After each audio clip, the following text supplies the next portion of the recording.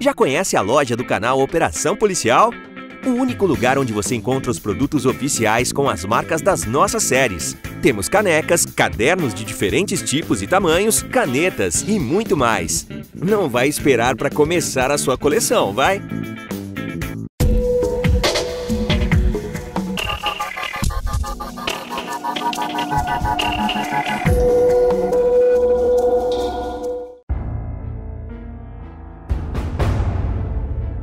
Uma das maiores celebridades mundiais, fenômeno da televisão americana, a apresentadora bilionária Oprah Winfrey veio ao Brasil no dia 29 de março de 2012.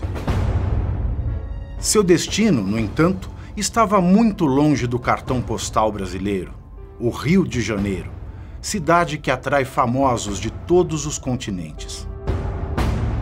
O destino de Oprah foi uma pequena cidade no interior do estado de Goiás, onde nenhuma das suas pousadas detém o mínimo luxo, nem se cogita serem comparadas com o icônico hotel carioca Copacabana Palace. Oprah estava em Abadiânia para conhecer e entrevistar o mundialmente famoso John of God.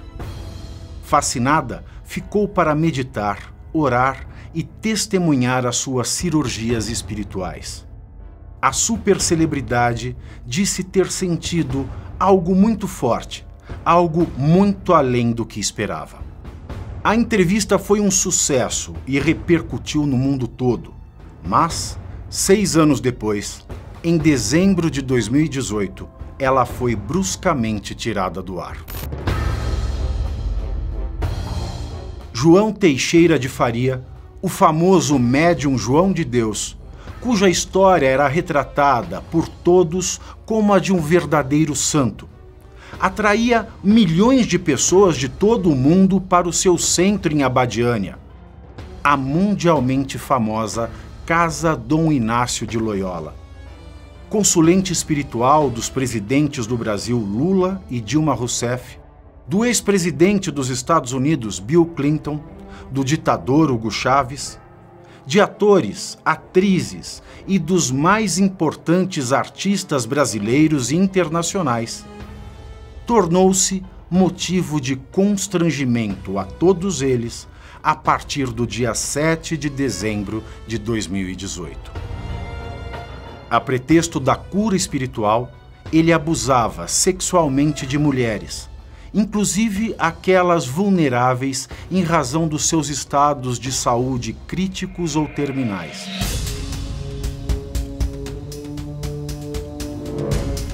Ainda no mês de dezembro de 2018, João, que já não era mais de Deus, foi acusado de abusar e estuprar mais de 300 mulheres que procuraram a sua ajuda divina. A própria filha de João Teixeira, Dalva, acusa o pai de abuso sexual durante a sua infância e adolescência. Uma de suas vítimas cometeu suicídio no dia 12 de dezembro de 2018, mesma data em que foi pedida a sua prisão preventiva, decretada pela Justiça no dia 14. João tentou fugir, mas acabou se entregando no dia 16 de dezembro. Sua prisão revelou um criminoso além dos diversos crimes sexuais. Tudo indica que João de Deus era uma espécie de chefe de facção criminosa, com poder de fogo para combater um exército. Era também um coronel à moda antiga que, até a data do escândalo, coagia, por décadas, todos os empresários de Abadiânia, e tinha no bolso autoridades públicas. João Teixeira foi, de fato, o mais falso dos profetas. E, sob a máscara de Deus, escondia a mais abjeta face do mal.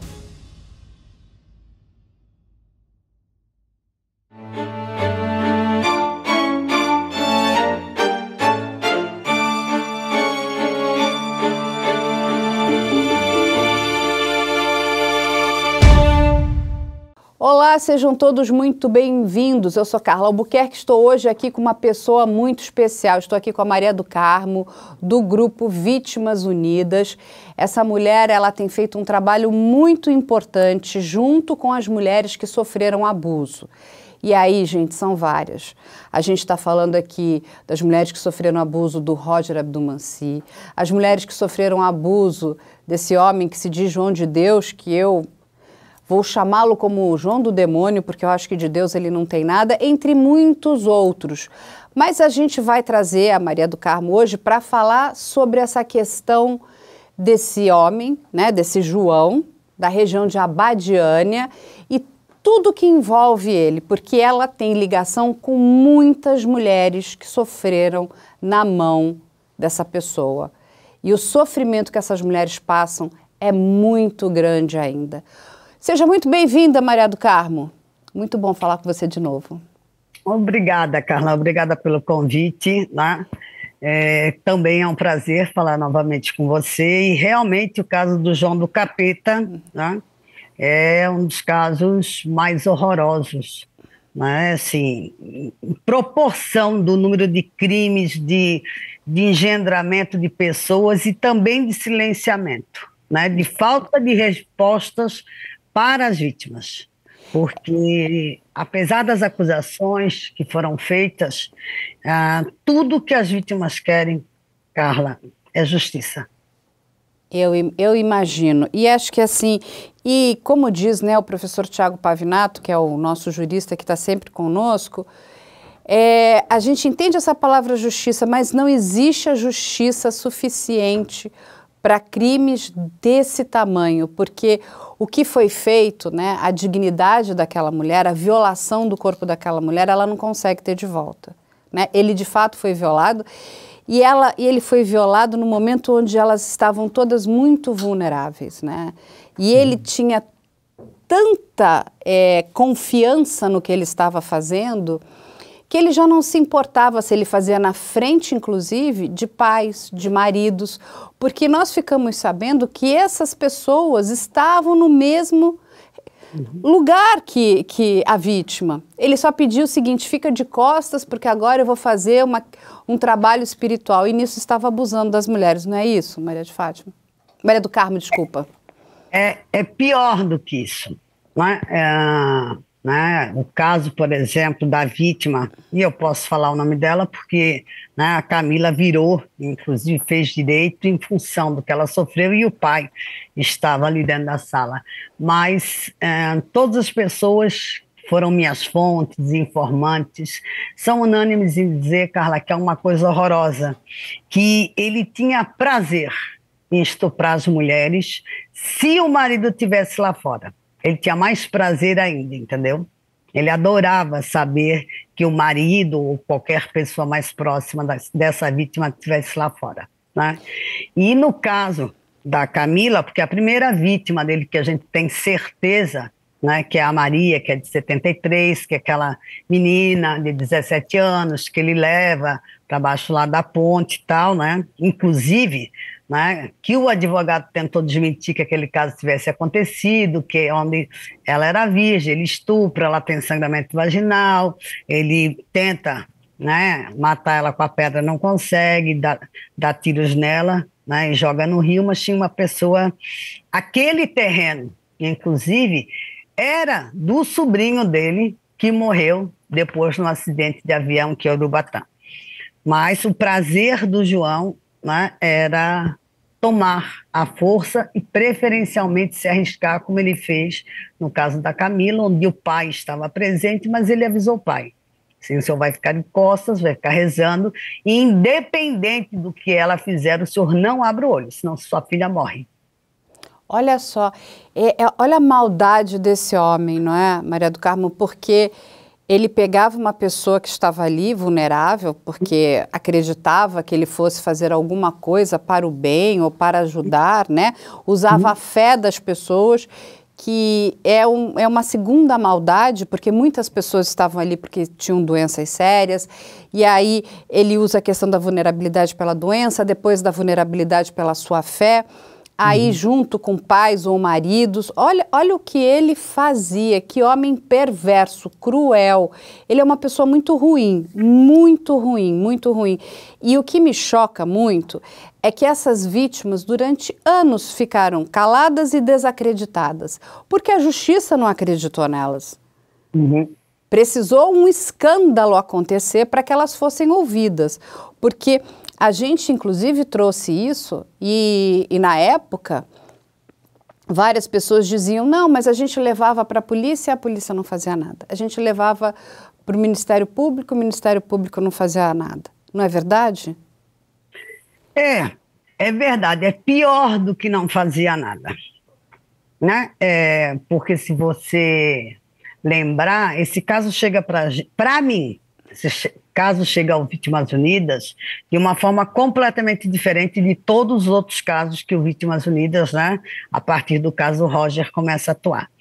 Em agosto de 2018, num período de 15 dias, do nada, Carla, me aparecem 2 vítimas de João de Deus, do João do Capeta. Eu odeio dizer que ele é João de Deus, porque eu costumo dizer que João de Deus, John of Good, está morto. Esse não se recupera mais. Ele vem tentando de novo reerguer o nome dele, mas esse não. Eles fizeram uma campanha bem pesada internacional para reerguer o nome dele. Eu costumo dizer que o João, primeiro, ele estuprou mais do que o corpo, né? Ele estuprou a fé, ele estuprou a esperança, né? A alma dessas mulheres, né? Sejam elas próprias doentes, sejam por familiares, etc. Né? Esse é um dado. O segundo dado precisa se lembrar que quando o João é preso em dezembro de 2018, quando o escândalo vem a público, em janeiro o filho dele, Sandro, também é preso, né? Sim. Preso não é por outro motivo, e por isso é um caso que me deixa muito indignada, sabe? Eu preciso tomar cuidado até para não me exaltar, e já peço desculpas se eu me exaltar. E o Sandro vai preso não é por outro motivo, porque 2 anos antes, uma vítima de São Paulo vai à Abadiânia com uma amiga que morava em Goiás, no norte de Goiás, e ela é estuprada. Ela é estuprada, não se conforma, conta para um dos administradores da casa e diz, olha, sabe assim, vocês tem que fechar essa casa, esse cara é louco, tal. E aí ela grava, inclusive, essa conversa. E aí, que foi o Chico Lobo, uma das pessoas que já morreu, porque lá a justiça divina está andando mais rápido que a dos homens, e ele diz, não, você não entendeu, tal. Ela disse, não entendi, eu fui estuprada. Não? E aí ele disse, não, eu não posso fechar a casa sem fazer uma reunião com a diretoria. E ela disse, eu vou à polícia. E foi à polícia com essa amiga, né? Perde o avião, vai à polícia, dá queixa com essa amiga. É óbvio que ambas tiveram que deixar o seu endereço, e não apenas, né, durante até estourar o escândalo. Isso não foi investigado, como no outro dia da denúncia, João Teixeira de Farias e seu filho estavam no norte de Goiás, armados, na casa da testemunha. Ou seja, ele não era tão vidente para descobrir essa denúncia e nem o endereço, né? Sim, ele foi informado. É óbvio, ele foi informado. E aí, o que acontece? Porque ele ganhou muito dinheiro, né? As pessoas faziam muitas doações, ele vendia aquela pílula de pirlim-pim-pim, que nada mais é do que extrato de maracujá, não tinha nada, uma água que ele botava da torneira e dizia que benzia, e as pessoas pagavam, porque as pessoas de fato acreditavam que aquilo tinha algum poder de cura, né? Estavam sendo enganadas por ele. Mas quando a gente para pensar nesse homem, para mim, Carla, eu acho que ele nunca existiu como um homem divino, porque quando a gente foi analisar a quantidade de crimes que ele cometeu, inclusive fazer contrabando de material radioativo, tem homicídio, contrabando de material radioativo, tráfico de drogas. Ele tinha todo um esquema ali, né, de um turismo da morte. Que as pessoas que passavam por ele, que estavam com doenças terminais, e ele sabia que aquelas pessoas iam morrer, e inclusive aquele tratamento que ele oferecia não ia dar resultado nenhum, fazia com que as pessoas se morressem, ou elas tinham que ser enterradas ali, então ele também dominava toda uma questão ali, né, das funerárias e cemitérios, Sim. ou no máximo os seus restos mortais, mas aí digo através de uma cremação, poderiam ser levados de volta. Porque ele também tinha muito medo de ser descoberto em outros países, porque vamos lembrar, gente, ele ganhou um tamanho tão grande que ele trazia pessoas de fora do Brasil. Não eram só pessoas do Brasil que iam se consultar com esse criminoso. Lógico que todas essas pessoas eram vítimas, né? Não vamos subestimar a inteligência dele, porque burro ele não é. Ele é ruim, ele é perverso, ele é cruel. Mas ele conseguiu se engendrar no alto escalão da política, dos nossos governantes, porque nós tivemos ali ministro do STF indo se consultar com ele, gente, grandes artistas foram se consultar com ele, personalidades internacionais vieram se consultar com ele, então isso tem um peso muito grande, porque quando você vê uma pessoa, né, que ela tem esse volume, né, internacional ou até dentro do nosso país, né, dando uma chancela, olha, estou indo no João de Deus, então ele é bom. E aí que ele ganhava. E o que ele fez? Ele vai para essa cidade onde ele controlava, não é isso, Maria do Carmo? Ele compra a cidade inteira, né? Então, assim, ele cria o comércio da fé, né? Que é outra loucura você comercializar a fé de alguém, né? Então, tem um comércio, e é como a gente estava até conversando no começo aqui, onde você me falou, nossa, não sei quantas pousadas fecharam. Gente, nós sentimos por essas pessoas, né? Que muitas delas são vítimas também dessa situação, mas essa cidade, tudo que acontecia lá, vivia de um comércio do crime, não é isso? Com certeza. Aliás, até me lembrou uma fala do Pavinato no documentário que vocês fizeram no último, né? Preciso lembrar que o João fez vítimas em 11 países, ok? É preciso lembrar, há uma passagem que aconteceu comigo, Carla, que me deixou muito impressionada. Por quê? Eu entro nesse caso em 2018, conforme eu falei, sem compreender por que de repente, do nada, uma questão de 15 dias aparece 2 vítimas. Aí depois eu vou descobrir que, na realidade, o que houve? Vamos botar, né, a real.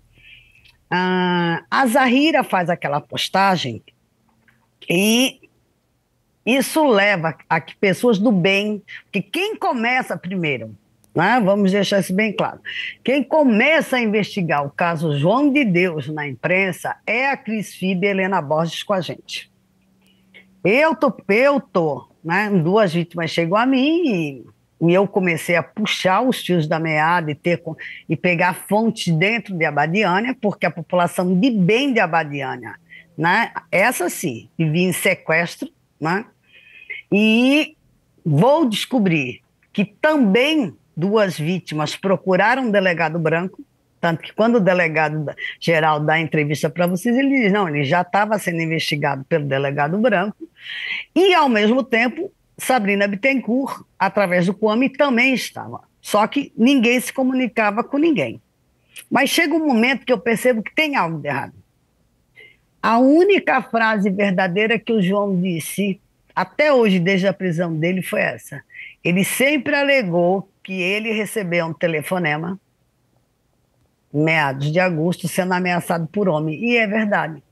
Foi uma pessoa mal intencionada, que adora dizer que conseguiu furos, que vê o depoimento da Zahira e liga para a Abadiânia.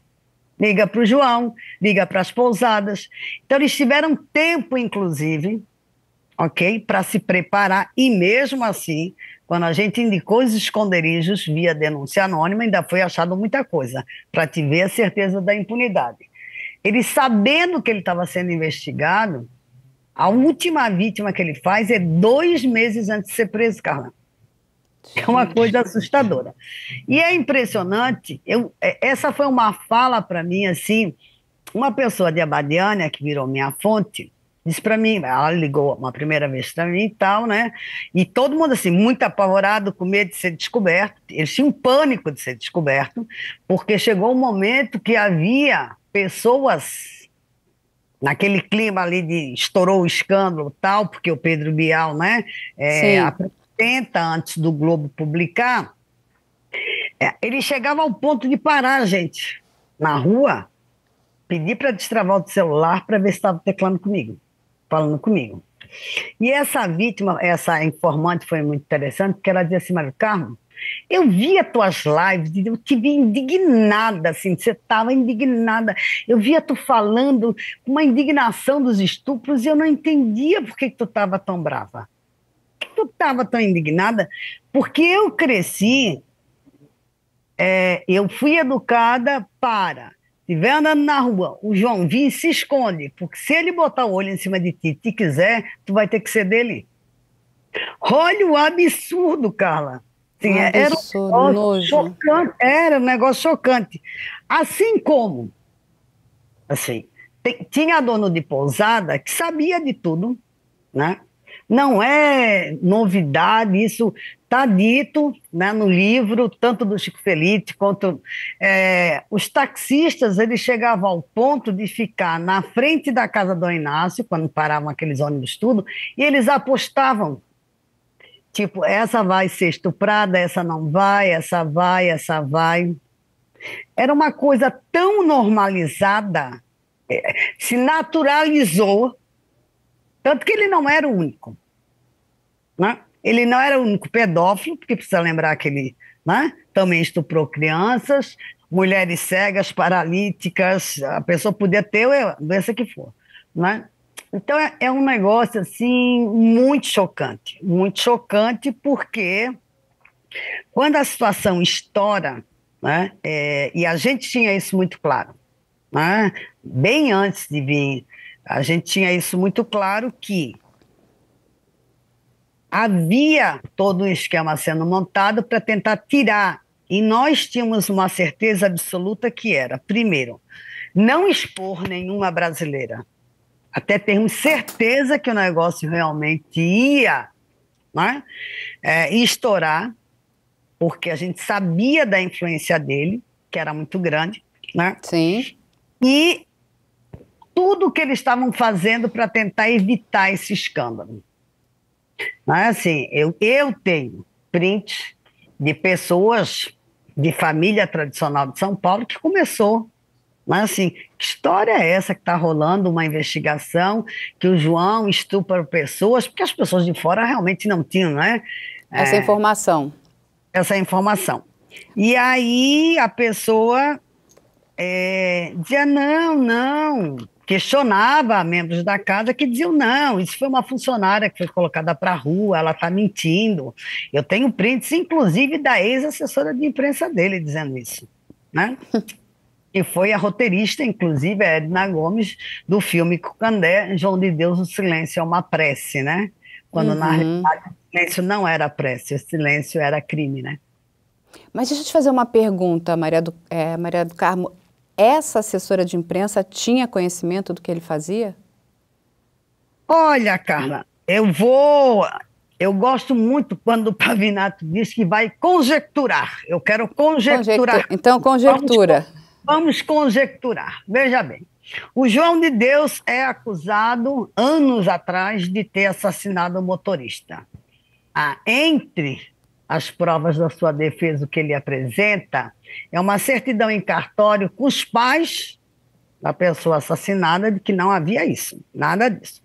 O João de Deus é preso e estava com a arma na cintura, traficando urânio. Exatamente. E ele apresenta uma certidão em cartório que ele estava só fazendo frete. Ok? E assim vai. Em todos... Quando estoura, quando ele sabe que está para estourar o escândalo, né? Ele já sabe, até porque daí a Rede Globo já tinha entrado em contato, né? O pessoal do Globo também, a Helena Borges, toda aquela situação e tal. O que ele faz? Né? Eles pegam uma vítima, certo?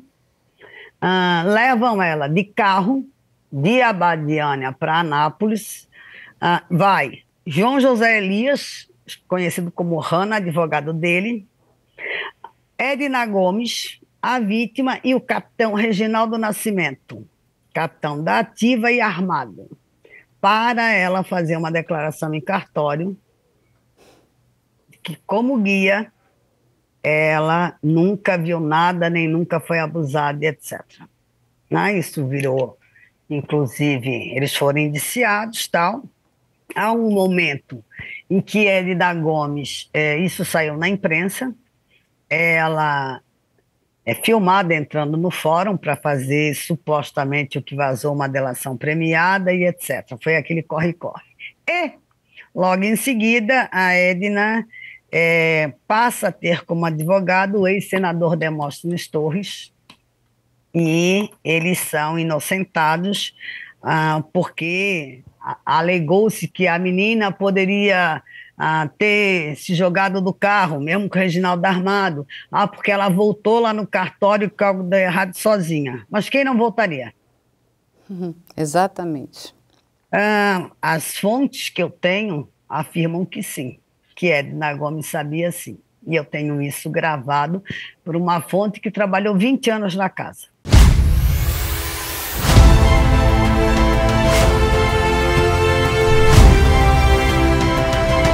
Foi de cima da ponte.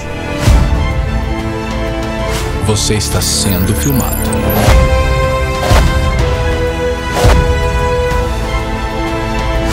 E vê que ele desseca só metade. Isso é coisa do Champinha.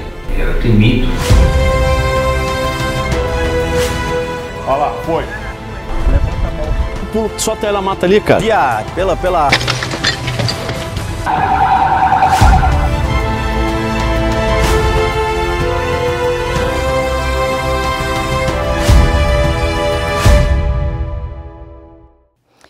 Isso é muito triste, né? Porque quando você tem uma mulher, né? A figura de uma mulher que poderia ter ajudado tantas outras mulheres, se de fato ela sabia, vamos conjecturar aqui, né? Porque nós não temos essa certeza, então a gente não consegue nem imputar isso a ela. Mas se as fontes que lhe passaram essa informação, né, estejam corretas, é muito triste, porque ela é uma mulher. Ela em nenhum momento se colocou no lugar dessas outras mulheres que estavam sofrendo esse grande abuso. É horrível, porque a imprensa não fazendo bom trabalho de imprensa. Aí eu volto até no caso ali das bruxas de Guaratuba, né, no caso Evandro, onde também nós tínhamos jornalistas que sabiam que aquelas pessoas estavam sendo torturadas, mas por questões, né, comerciais, né, aí eu digo inclusive pela ganância, elas não denunciam aquele grande abuso que estava acontecendo. Ou seja, é a imprensa fazendo um péssimo trabalho. Mas deixa eu te fazer uma outra pergunta, Maria do Carmo. Você chegou a estar com esse homem, com o João? Já esteve alguma vez na sua vida? Nunca. Passei por lá, porque como, né, eu morei 20 anos em Rondônia, eu passei por lá, pela BR que divide a estrada 4 vezes, né? Porque 2 eu resolvi ir de carro de Rondônia para a Bahia e duas para cá. Mas nunca estive lá, não. E vou ser sincera, foi um dos casos que em dezembro eu cheguei a ligar para os meus advogados, para o meu advogado, né, que é o advogado também das vítimas do Roger na Corte Interamericana, no Brasil virou réu, e chegou um momento que eu tinha passado aquela noite, a noite inteira, eu passei mais de 10 horas ouvindo uma vítima assim, direto. Ela tinha procurado a Sabrina não estava podendo atender, e ela estava dizendo que ia se matar, foi indicada uma promotora e a promotora não, e aí eu fiquei conversando com ela. E assim, eu já tinha muita coisa da história do João. Só que ela me bota um marco teórico linear. Eu tinha muita coisa. E quando eu lembro assim, eu estava na varanda tal, vi o dia nascer, olhei o mar e liguei para o meu advogado. E disse, olha, esse negócio está grande demais, assustador demais, é muita autoridade, enfim. Por quê? O que eu vou perceber? Eu sou professora doutora aposentada da Universidade Federal, e a gente fica com alguns vícios, né? Como a gente brinca, vício de castigo. Quando o caso João vem parar na minha mão, né, na questão de 2 semanas, é interessante porque, assim, é uma das primeiras vítimas que me procurou, aliás, muitas, tá? Vítimas que eu tenho, nunca vieram a público. Muitas nunca vieram. Tanto que não é verdadeiro que não tem vítima de Abadiânia. Não tem vítima de Abadiânia que denunciou, é diferente, né? Uhum. E aí, o que acontece? Há toda uma lógica quando você se afasta, né? Quando você consegue se afastar. E eu dizia assim, gente, é impossível, por mais dinheiro, por mais poder, né? Assim. E aí eu entrei no automático de orientadora, entendeu? E fui procurar. É impossível, sabe assim, que só tem essa coisa da Zahira, eu inclusive mandei o link para vocês, tá? Uhum. Mas não é verdadeiro. O problema é que às vezes as pessoas querem pesquisar, né, se há alguma denúncia ou não, e procuram artigos, é difícil ter artigo. Mas, se você for nos comentários, há uma reportagem de 2008, né, falando do Santo João do Capeta. Só que você vai nos comentários e desde 2010 entra um anônimo, as pessoas vão santificando, ai, como é que eu cheguei a esse santo, tal, e o anônimo assim, aham, e ele começa a falar da sala, das loiras, das novinhas, e aí Ele descreve.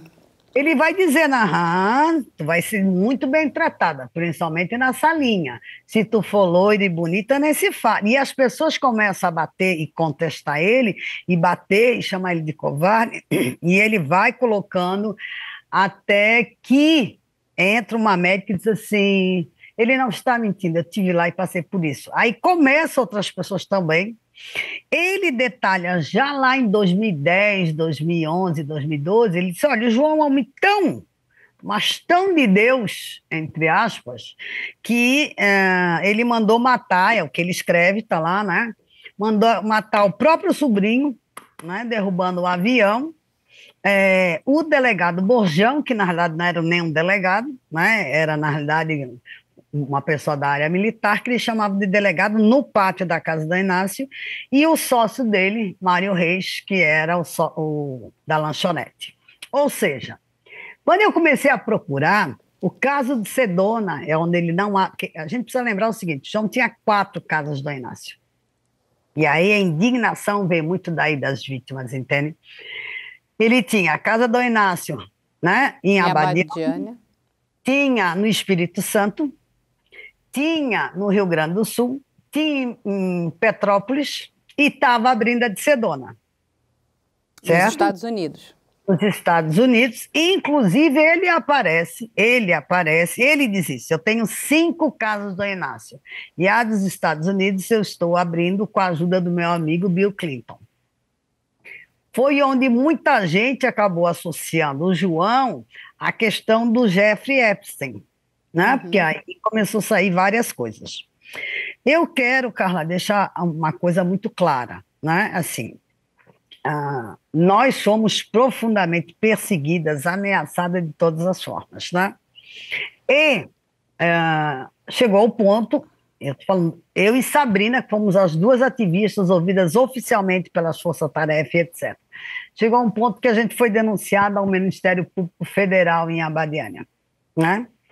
E, como a pessoa fez a denúncia e fez uma live dizendo, né? Passou-se um tempo, eu fui atrás do que teria dado essa denúncia. E o procurador federal, que foi uma das pessoas mais éticas, mais competentes, mais decentes que eu encontrei na minha vida nesse caso, além do delegado Branco, mas ele logo foi afastado, que foi o procurador federal, Wilson Rocha, ele coloca algo que eu gostaria de deixar isso claro, porque as pessoas nos cobram, inclusive vítimas. Se a Maria do Carmo, você disse que a gente ia ter justiça. Não, peraí. Eu disse que nós íamos desmascarar João de Deus. E, para mim, João de Deus está morto. Né? Quem quiser acreditar, aí tem gente que acredita em Coelhinho da Páscoa. E ele foi muito claro para arquivar, dizendo o seguinte: não há que se falar em investigar as ativistas Maria do Carmo dos Santos e Sabrina Bittencourt, porque tudo o que elas falaram e que foi investigado mostrou-se verdadeiro, né? Porque, assim, ó, o que me deixa indignado, e eu tenho casos concretos, tá? Dou nome concreto, sem medo de errar, porque eu tenho provas, né?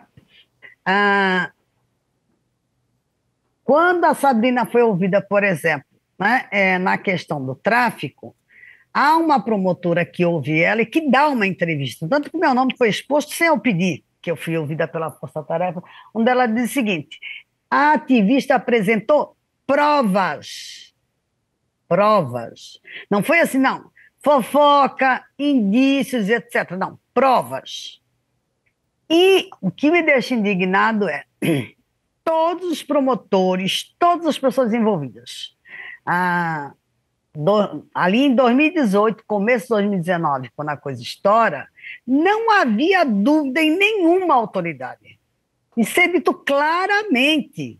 Eu posso abrir aspas, por exemplo, para o promotor Luciano, que diz, olha, então não há possibilidade do João ter atuado por mais de 40 anos sem que ele tivesse uma rede de proteção. Lógico. Que envolvesse autoridades, policiais civis, militares, e ele complementa, tanto que há um capitão da ativa, né, que tinha uma sala na casa do Inácio de Loyola, que eu mandei para vocês a foto, diga-se de passagem, e ele era o braço direito de João. Você encontra ele com... Ele e o João recebidos pelo presidente da República, que é o capitão Reginaldo Nascimento. Então, assim... Não, eu concordo 100% com você, Maria do Carmo. Não existe essa possibilidade dele estar tantos anos nessa cadeia criminosa se ele não tivesse toda uma estrutura, uma rede muito grande de apoio. A questão é como desmascarar essa rede de apoio também, né? Porque agora ninguém mais é amigo dele, né? Porque praticamente ele tem alguma coisa extremamente contagiosa, ninguém quer chegar perto. Mas muitas pessoas foram beneficiadas, inclusive pelo dinheiro, porque a gente sabe que ele pagava pessoas. Pagava para calar. E aí, antes de você continuar, deixa eu só lhe fazer uma pergunta. Você chegou a ser ameaçada por ele? Eu não fui ameaçada por ele, mas eu recebi muitas ameaças. Quer dizer, eu já tenho um histórico de ameaças, né? Não é de hoje, tá? Só que quando estoura o caso João, foi um negócio bastante assustador. E duas pessoas em Abadiânia movem um processo contra mim e a juíza, na época, a juíza Rosângela, a mesma, né, que inocentou ele no caso da Camila, né, etc. Ela marca um dia inteiro, né, uma audiência de conciliação de manhã e de tarde para eu ir a Abadiânia. Não é? E não tinha ainda a pandemia, aquela coisa toda, a gente estava vendo, né, para ir a Abadiânia. Aí eu não quero mentir, tipo assim, ó, eu teria que estar lá no dia 21, vamos supor. Aí, e eu tenho um grupo de advogados de São Paulo que né, pai, esposa e filho que me representam, né, é o escritório que me representa. E era uma véspera de feriado em São Paulo, na terça era feriado, então o filho tinha ido para a praia. Eu sei que eu acordo cedo, aí o meu advogado me ligou e disse, meu Carmo, está com teu e-mail aberto? Eu disse, não, porque ele se abre teu e-mail. Eu disse, por quê? Vê se tem algum e-mail estranho. Aí eu vi, tinha lá um e-mail estranho, ele se abre e lê. Era uma pessoa dizendo como ia me matar e me torturar. E eu disse, como é que o senhor sabe que esse e-mail, né, que tinha esse e-mail? Ele disse, não, porque mandaram para o Eduardo um e-mail dizendo que nós entregasse você, que ele entregasse você. Se a minha audiência era dia 21, na madrugada do dia 21, né, amanhã, a BR pegasse 3 milhões com o Sandro, ou, além de me matar, iam matar o pai dele. Aí, a partir daí, a gente entendeu que a coisa estava pesada demais. Tentamos, né, fazer com que a juíza me ouvisse à distância ou saísse, ela me julgou a revelia, e a gente entrou com uma queixa na Corte Interamericana de Direitos Humanos, com uma entrevista enorme que eu tinha dado, né, demonstrava a minha participação, e que cobrou do governo brasileiro o que estava fazendo para me manter viva. E aí, hoje, eu estou dentro do PPDH, que é o Programa de Proteção a Defensores de Direitos Humanos, entendeu? Que é um programa E o que federal. aconteceu com tudo isso? Ela te julgou a revelia, é isso? Mas é uma ação civil? Não, é uma ação criminal. Não, era civil, calúnia de difamação.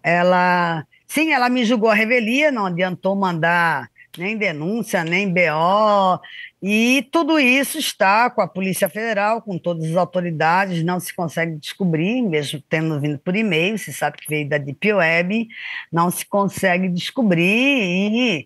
Mas essa ação que moveram contra você, né? Ela está em que instância? Você recorreu? Recorri. Ela está paralisada porque ela bate num item que o Supremo Tribunal Federal vai ter que decidir, entendeu? Mas ela está paralisada. Mas o caso João de Deus é uma coisa muito interessante porque... Mas o Toron avisou que ia usar essa técnica, né? A partir do caso João de Deus, grupos organizados, que são contra feminazes, são contra um monte de atitudes, resolveram que, no caso João de Deus, e isso foi tudo orquestrado, tá? Por que eu sei que foi orquestrado? Porque sai 2 matérias num site bem simples, eu vou dizer assim, lá em Goiás, das filhas do João de Deus, né? Uma não esqueço o título, que é assim, A Montanha Pariu um Rato, tá? Uhum.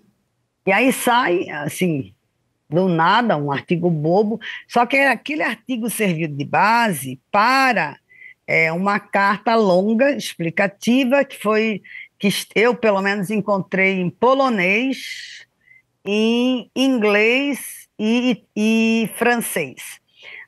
Essa matéria serviu de base para que pessoas que apoiam João pudessem explicar para o mundo que, na realidade, a grande imprensa não, mas a pequena imprensa já começava a desmascarar o golpe dado, né, por 2 ativistas que compraram o judiciário, compraram a grande imprensa, criaram as vítimas do João para poder ficar com o dinheiro do João. E aí me citam, é claro, entendeu? Nominalmente. O que é um grande absurdo, porque não se trata, né, de grupos identitários. O que a gente está tratando aqui é de um grande crime, né? A gente está falando de um grande criminoso e não há dúvidas mais em relação aos crimes que ele cometeu. Ele conseguiu esconder durante muito tempo. De novo, vale aqui, né, lembrar que ele não é uma pessoa burra, ele é uma pessoa bastante inteligente. Ele entendeu como é que funcionava o mecanismo, que ele precisava ter essa rede de apoio. E ele devia fazer muitas coisas para essa rede de apoio, como o tráfico de influência, dinheiro, entre muitas outras coisas, né? A gente tem que deixar de ser infantil, né? Não se trata de feminazi, nada disso, e nem de uma questão de algum grupo feminista. Se trata de uma questão de direitos. Quando o direito de uma mulher é violado dessa forma como foi violado, o corpo de uma mulher violado, um crime se instalou, né? E a gente tem que lembrar de novo que para cada um de nós estar aqui, precisou de uma mulher, né? Não existe a possibilidade de ninguém vir ao mundo se não for através do corpo feminino. Então, quando a gente precisa separar essas coisas. Eu sei que para muitas pessoas é muito difícil, né? Porque inclusive, ele usou muito bem a questão da fé. Então, e você entra naquele transe, você acredita, né, que ele de fato está fazendo alguma coisa boa para você. E é muito chocante quando você descobre que ele é uma farsa. Porque você, inclusive, descobre que um pedaço da sua vida no qual você acreditou naquela pessoa também é uma farsa, né? E eu vou te falar porque eu tenho amigos médicos, olha só, amigos médicos, médicos muito inteligentes que chegaram a frequentar. E assim, falam, mas olha, eu nunca vi, né? Eu falei, você teve sorte, Sim. Você não foi a pessoa que, né, ele cismou, né? Aham. Mas, assim, mas ela falou, mas, Carla, é tão difícil porque a gente tinha uma energia. Eu cheguei para essa médica, eu falei, a energia não era dele, era daquelas outras Sim. pessoas que, de fato, estavam ali para tentar, Claro. né, e acreditar que elas iam sair do outro lado, né, para tentar resolver seus problemas, inclusive espirituais, de saúde, entre outros. Mas a energia não era dele, a energia era das pessoas. Sim. Porque se eu me unir aqui a você, pegar uma outra pessoa, a gente falar, olha, vamos fazer o bem, a nossa energia vem à toa. Não é? Sim. Independente da questão messiânica que esteja aqui entre nós. Mas é isso que é muito duro. Essas pessoas, elas têm muita dificuldade de entender como que eu fui enganada tantos anos e tanto tempo, porque nós não estamos falando de 1 ano, 2 anos, são muitos anos. E ele tem o poder da oratória, ele é muito inteligente, né? Sim. Ele sabe fazer o teatro muito bem feito. Agora, que ele foi desmascarado, ele de fato foi. O que eu acho, né, Maria do Carmo, que a gente precisa fazer a gente sabe que, infelizmente, muitos crimes prescreveram, porque a gente tem essa loucura no Brasil que crimes dessa monta, como estupro, homicídio, tem prescrição, né? Eu não consigo entender uma pessoa matar outra e, né, o crime prescrever, porque né, ela acabou com a vida de uma pessoa, ele estuprou uma pessoa. Então, o que nós temos que ajudar é que essas pessoas, inclusive porque é uma questão terapêutica, que elas possam falar, dar espaço para que elas sejam ouvidas. É o mínimo. Essas pessoas precisam ser ouvidas. Eu acho que ele nunca abusou de homens, ele só abusou de mulheres, não foi isso? Isso. Havia um braço direito dele que assediava homens. Chegou a sair uma matéria, a gente conseguiu, né, acessar essa pessoa. Havia um braço direito lá, só que aí chegou um momento que a pessoa passou do limite e o João acabou botando ele, mas ele ficou anos junto com o João, né? Muitos anos. Agora, como o clima da cidade, não, eu volto a dizer, das pessoas do bem. As pessoas do bem não tinham nem contato, bem dizer, com aquela casa, entendeu? São vítimas. São vítimas. Não, me assustava muito essa situação, porque nós estamos falando de uma cidade que fica a 2 horas da nossa capital, gente. Sim. Não é lá, sabe, assim, na fronteira, não. É assim, então, e o João, ele é preciso lembrar que ele vai criando na própria história dele, assim, né? Como eu assessorei, ajudei, né? A minissérie que saiu da Netflix, o Chico Felitti, a própria Cris Fibe, etc., né? Então você acaba acompanhando. É muito interessante porque, assim, ó, quando você pega a história que ele conta da vida dele, já não bate, né? Porque há um momento ali, que está sendo pesquisado, inclusive, que ele diz, não, né? De tanto ser perseguido, ele vai para Brasília, aí ele vira alfaiate, né? Do Exército. Né? Primeiro, em alguns momentos que ele diz que está em Brasília como alfaiate do Exército, ele não estava. Tem comprovação disso, porque tem pessoas que conheciam ele. Em outros momentos, chega a dar medo, porque o João passou, e aí foi apreendido, né, em 2019, não sei se 2019 ou 2020, que a gente vinha denunciando que o João tinha tanto uma carteira, como ele sendo do serviço, né, especial, vamos dizer assim, né, da área militar como da civil, e realmente ele tinha, né? Foi de muita insistência. Agora, o que apavora nessas histórias, né? O que deixa as vítimas muito revoltadas, né? Porque é um processo. Eu tive vítimas que levaram 8, 10 meses, 1 ano, para dizer, não, eu vou denunciar. E muitas não vieram a público ainda, né? Primeiro porque tem essa questão, né? Quando a pessoa tem mais de 70 anos, o crime leva 10 anos para prescrever, ainda diminui isso, né? Então, diminui a prescrição.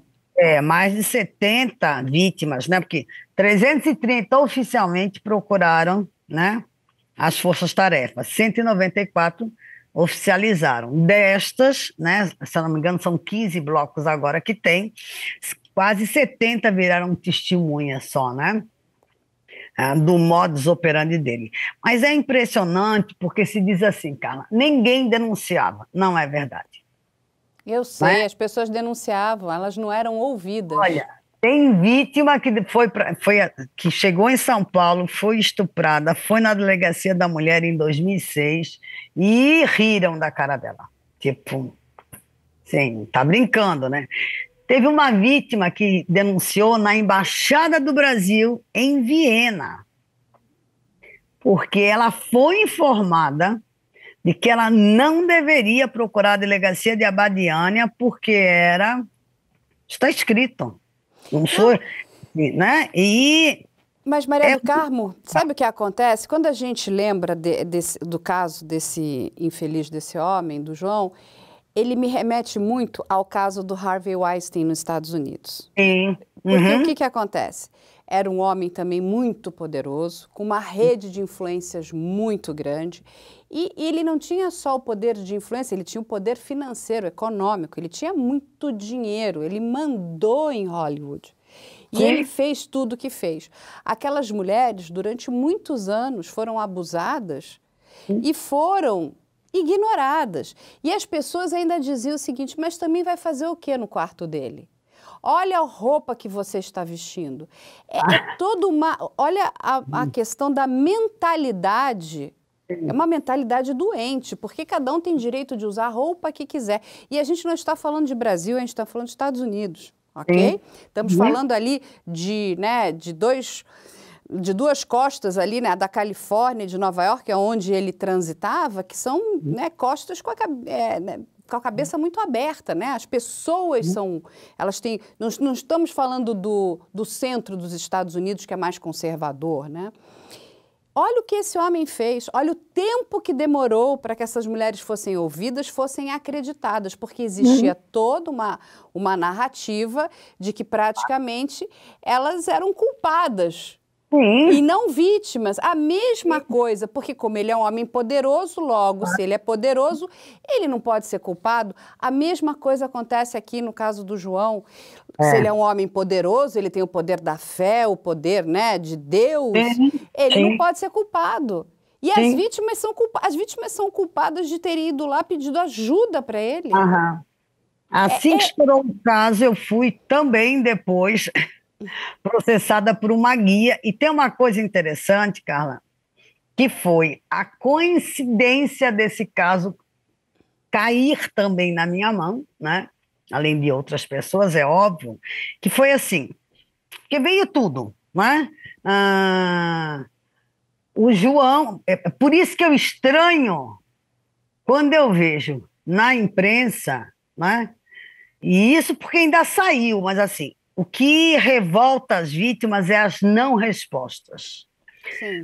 Assim que saiu o escândalo, a gente apontou esconderijos. Foram apreendidas armas, inclusive armas, né, de cano raspado, portanto, né? Finadas.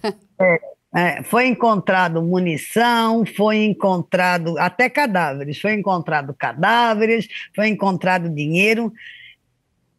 Cadê o resultado dessas perícias? Temos que cobrar. Veja, isso quem diz numa entrevista não é só a Maria do Carmo, tá? A jornalista que está escrevendo um livro que era do Globo, vai lá, vai pegar laudos, etc., some laudo do DML. Mas então houve o acobertamento, porque já em janeiro de 2019 estava lá uma delegada, um delegado, um capitão sendo investigados. Cadê o resultado? Né? Tá lá o João, diz em depoimento, aparece numa matéria de Fantástico, o nome do delegado, não sou eu que estou dizendo, é Éder Martins, que foi inclusive vereador da cidade, o João conta tranquilamente no depoimento. Cheguei na casa do Éder, eu para dizer que eu cheguei na tua casa, eu acho que eu tenho uma intimidade, né? Ah, ele estava chorando, precisava de dinheiro, eu dei. O João é proibido, muito tempo antes desse escândalo, de pisar os pés na casa do Inácio de Loyola, no Rio Grande do Sul. Por quê? Porque duas moças, filhas, inclusive, de diretores da direção da Casa Dom Loyola, lá do Rio Grande do Sul, vão para a Badiânia, são abusadas, daquela confusão para tirar as meninas de lá e etc. Né? O João vai para o exterior, ele manda. Todo mundo sabe, Carla. Por isso que eu te digo assim, como que as autoridades não conseguem apontar nomes? Espera aí.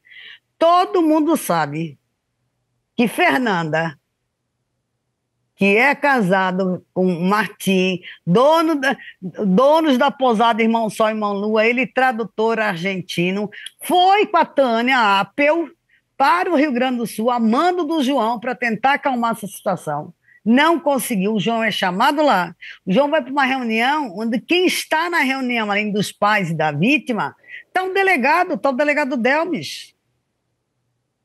Um delegado que era responsável pela vara da infância e da juventude. Um delegado que até hoje ainda é dono. É um dos donos daquele terreno de lá. O João é avisado que não é para mais pisar os pés lá, senão ia ser morto. O João não volta mais lá, a casa deixa de existir, parece que nada aconteceu, ok? E aí eu te pergunto, eu mandei para vocês, tem uma foto do Delmes que continua frequentando a casa, inclusive tem uma foto que está ele, e o ex-dono, amicíssimo do João, o ex-dono das Lu e da Parmalat, que também, quando sai o pedido de prisão dele, está nos Estados Unidos fugindo com o João. Ou seja, como é que você me diz que não tem nomes? Certo? Se eu mandei para vocês, há um artigo científico publicado num congresso por uma professora doutora da Universidade Federal do Rio de Janeiro, da área de Direito, que a tese de doutorado dela era sobre os processos que o João levou por exercício legal de medicina, e ela é estuprada. Não há penetração, mas há o estupro, porque, né?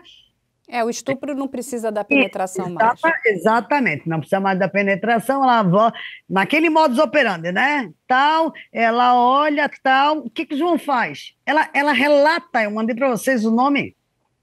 O João não deixa ela sair da sala, chama, e ela relata nesse artigo, ela até republicou novamente agora esse artigo, ela publica em 2019, mas todo mundo já sabia antes, ok? Ela conta a história, né, do que aconteceu com ela.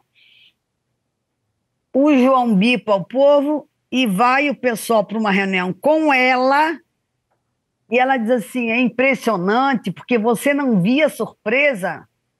É tipo assim, ai meu Deus, o João fez de novo, entendeu? Ela diz, ela dá o nome. Eu tenho uma vítima uma das vítimas que, inclusive, sim, mais de ter empatia com o outro. O pai com tumor cerebral, né? Era um baita desembargador com tumor cerebral, desenganado, ele vai para a Badiânia. Tem a filmagem dele dizendo, eu vou te curar, e dizendo, preciso que você... Ele chama essa filha, veja bem, leva a menina para a salinha dele, abusa dessa menina, essa menina primeiro congela, depois essa menina entra em prantos, ela já tinha se acomodado em Abadiânia, porque ela foi uma primeira vez e o João pediu que daí voltassem para ficar um tempo lá em tratamento. Da primeira vez ela ficou no hotel, da segunda ela já alugou uma casa, aquela coisa toda. Ela sai daquela salinha desesperada, não querendo ir para casa, para o pai dela não ver o desespero, ela vai para o hotel, para a pousada que ela tinha ficado, e conta para a dona da pousada. A dona da pousada deu na cara dela. Ela volta desesperada para o pátio da casa, Alguém pega ela e leva para a enfermaria. E a mesma coisa, ela desesperada, ela conta para a enfermeira. E a enfermeira diz, perdoa, perdoa, não faz isso, perdoa, né? Não faz pouco tempo que uma gringa fez a mesma coisa e foi assassinada, perdoa, perdoa. Que horror. Ela não querendo contar para o pai, diz, pai, a gente vai voltar para a nossa cidade. O pai quer se despedir dele, o João chama ela e diz, não, você não entendeu. Câncer do teu pai é culpa tua. Que homem horroroso. Eu preciso fazer esse trabalho porque eu vou salvar o teu pai. E ela pergunta quantas vezes? E ele diz 20. Ela contou, Carla, uma a uma. Meu Deus. E, então, assim, veja, não dá para dizer, Carla, por quê? Eu tenho testemunha aqui. Foi com uma amiga, aconteceu, aí ela entra no carro em estado de choque, aí a amiga diz, o que aconteceu? Aí ela diz assim, volta. Ela volta, ela dá uma surra no João, o João começa a berrar como sempre, que diz que elas estão possuídas, etc. Maravilhosa, quero conhecer essa mulher que bateu nele. Aí, sabe assim, ó, jogou extintor de incêndio, etc. Ou seja, aí de novo, não é dito só por mim, é dito por jornalistas que estiveram lá, inclusive pós-escândalo. Como é que você vai fazer qualquer coisa se todos os policiais estavam por ali, trabalhavam para ele, eram segurança dele? E tem uma coisa que a sociedade não se tocou, Carla, que é assim, ó, não pense que o fluxo para a Badiana do Brasil, posso nem falar só do exterior, tá? Mas do Brasil principalmente, não pense que as pessoas pararam de ir para a casa da Inácio de Loyola porque o João foi preso, porque não foi. Olha o que é o destino, né? Eu sou catarinense, fiz minha graduação em psicologia, minha mestrado em história aqui e fui para a Bahia. E fiz concurso público lá. E entro no Instituto Federal, né? E é uma instituição com 90 anos, mas que não tinha tradição na área de serviços. E eu vou acabar coordenando e trabalhando na área de turismo. No momento que está tendo a reforma na gestão do Fernando Henrique. E eu ajudei a criar, eu fui coordenadora nacional da análise das bases científicas para turismo e hospitalidade. E eu começo a falar com uma guia, com outra guia, não sei o quê, e daqui a pouco me caiu a ficha, eu digo, pera, porque uma guia fez um vídeo dizendo o seguinte, que não, ela frequentava a casa há 10 anos, tal, o João teria curado ela, e que a experiência dela era ao contrário. Ela via mulheres dando em cima do João e extorquindo o João. E eu fui e disse, olha, isso não é verdadeiro. E ela chega ao absurdo de dizer que uma delas, inclusive, foi na frente de uma equipe da Globo. Eu disse, então, vocês deveriam ter procurado a polícia. Não é que um cara poderoso como João, como é que um cara poderoso como João está sendo extorquido por mulheres na presença de imprensa, de globais, etc. Não. E ela me processou até. Claro que ela perdeu. Aquilo me deu um clique. Peraí. Comecei a procurar o perfil. O João, e aí ele vê como ele é esperto.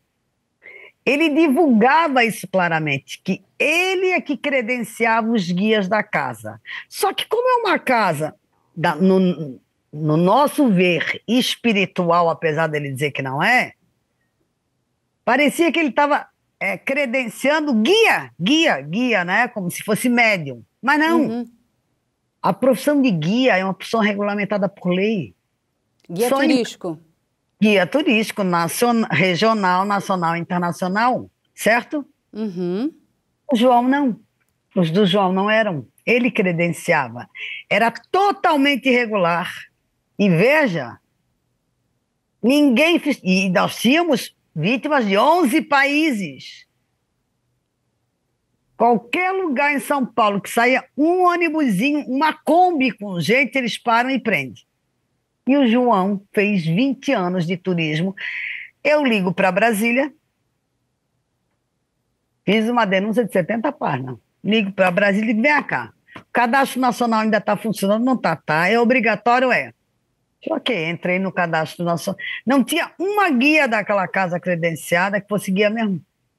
Aí eu faço a denúncia e o procurador federal faz a recomendação de que todos os hotéis, que todas as agências e todos os guias se regularizassem, e inclusive uma amiga me ajudou para escrever em polonês, em alemão e em inglês, ok, dizendo o seguinte, vou denunciar e vão ser presos, porque é contravenção penal, né? Sim.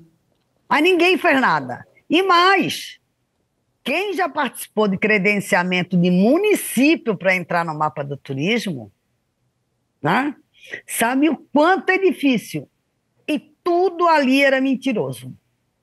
Ou seja, ele conseguiu, né? É como se fosse um grande polvo, né? Ele se engendrou em todas as áreas, ele tinha uma grande rede de apoio, de suporte, de informação, né? Ele tinha olheiros lá para frente. Ele realmente, eu vou te falar, você imagina se ele tivesse usado todo esse poder dele para o bem, mas ele infelizmente usou todo esse poder dele para atos criminosos, libidinosos e para o seu prazer pessoal, porque ele em nenhum momento... É um grande psicopata, né? É um grande psicopata, Qual é a grande estuprador.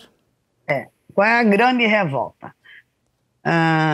E aí eu volto a dizer, quando eu digo que a gente informa, não é assim, sabe? Eu te dou uma ligada e digo, Carla, isso, ou não. Não, quando eu digo que te informo, eu mandei para o teu e-mail, eu mandei para o e-mail oficial, mas eu mandei para o teu WhatsApp também, para que você não me diga assim, ai, Maria do Carmo, se perdeu no spam. Não, meu bem, peraí.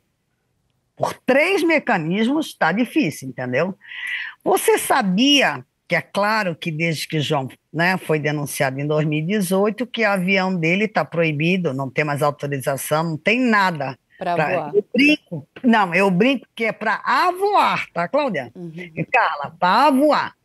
E a gente está dizendo, o avião do João está voando, está voando, está voando.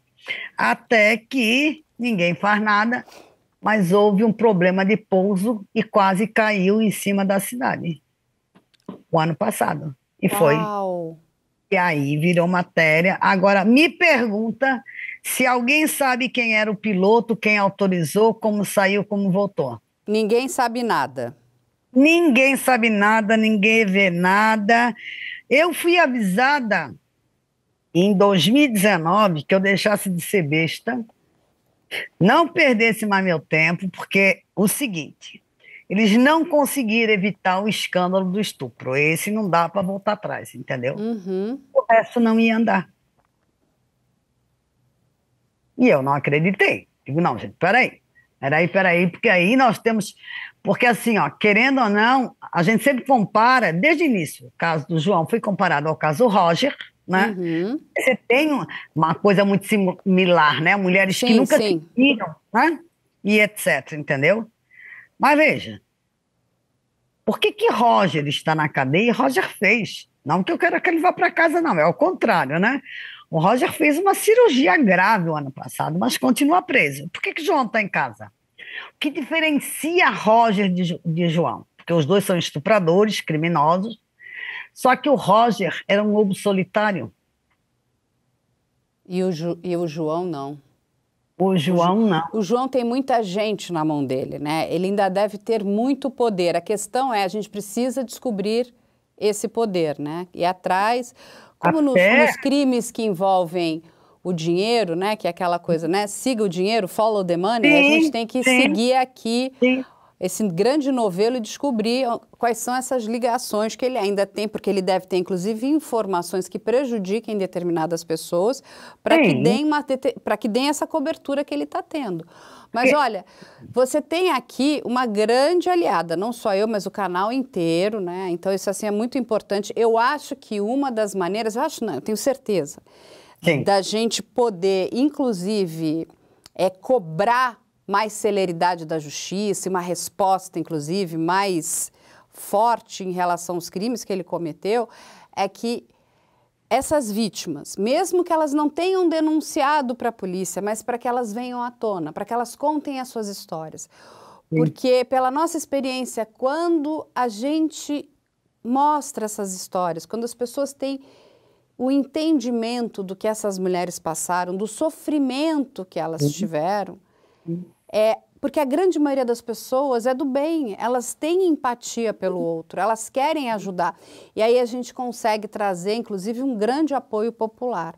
Então, eu vou deixar aqui o convite para que você converse com elas e todas essas que queiram falar, mesmo, mas eu não denunciei, mas não interessa. Eu quero falar, o meu crime prescreveu, não interessa, você precisa falar. Sim. Que elas venham, que a gente aqui vai dar todo o suporte, né, vai dar o carinho e o respeito que elas merecem. Eu sei que é muito difícil para essas mulheres falarem, mas tem uma questão, inclusive, terapêutica, né? Porque depois que você fala e você recebe o apoio que você estava buscando, porque muitas vezes não está vindo agora diretamente da justiça, mas vem da própria sociedade, né? A sociedade, ela se sensibiliza, ela se comove. Isso dói nas pessoas. Eu não sofri abuso desse homem, mas é impossível eu não sentir empatia, não me comover, eu não olhar para essa mulher e não querer abraçá-la, né? Falar, o que eu posso fazer para te ajudar?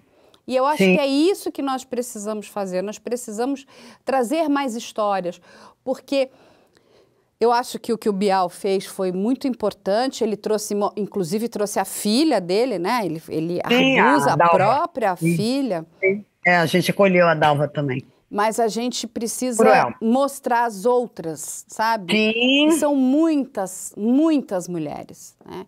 E quando essas mulheres falam, elas ganham uma força, elas são tão fortes.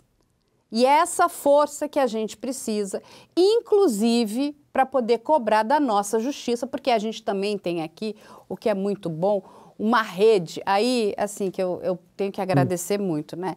De vários advogados, juristas, criminalistas, psiquiatras forenses, criminólogos, peritos, todas essas pessoas, enfim, tem delegados, promotores, temos excelentes juízes que nos apoiam.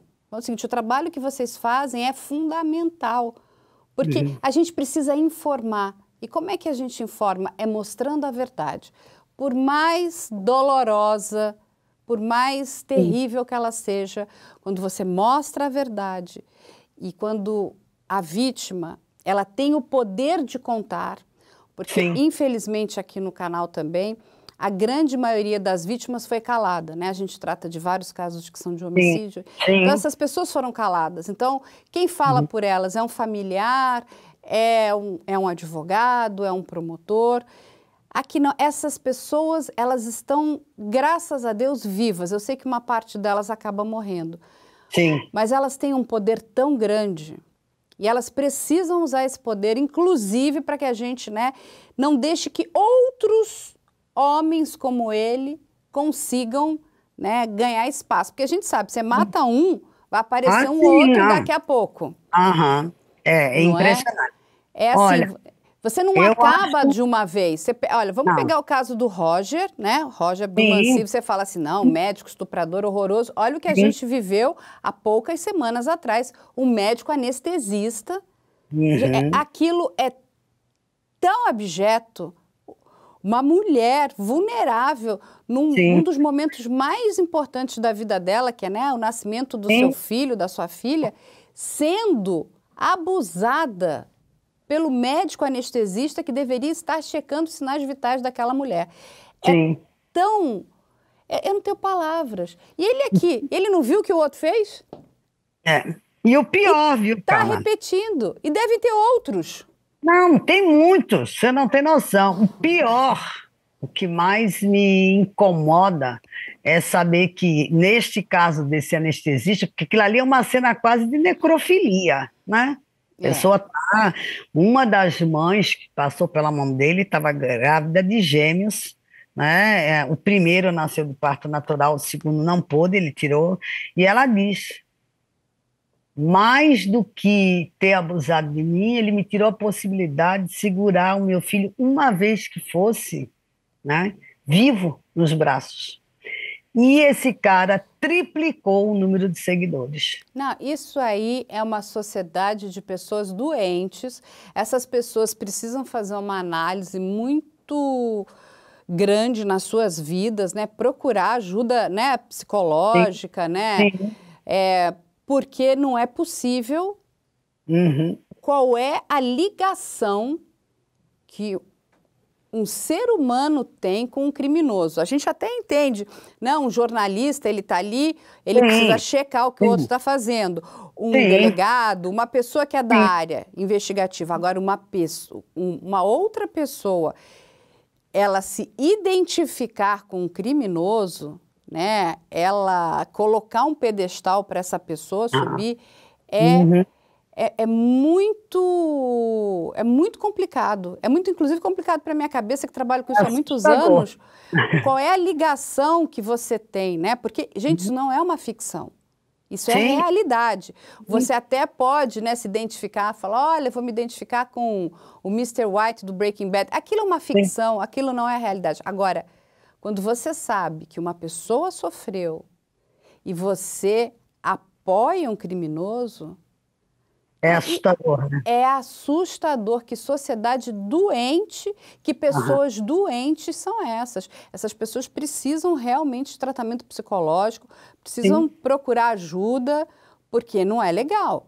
Uma coisa é você se identificar com uma pessoa que faz o bem, ou é mesmo eu vou me identificar com essa pessoa que ela é genial, ela cria coisas, o outro é enfim, um grande empresário, ou um grande, sei lá...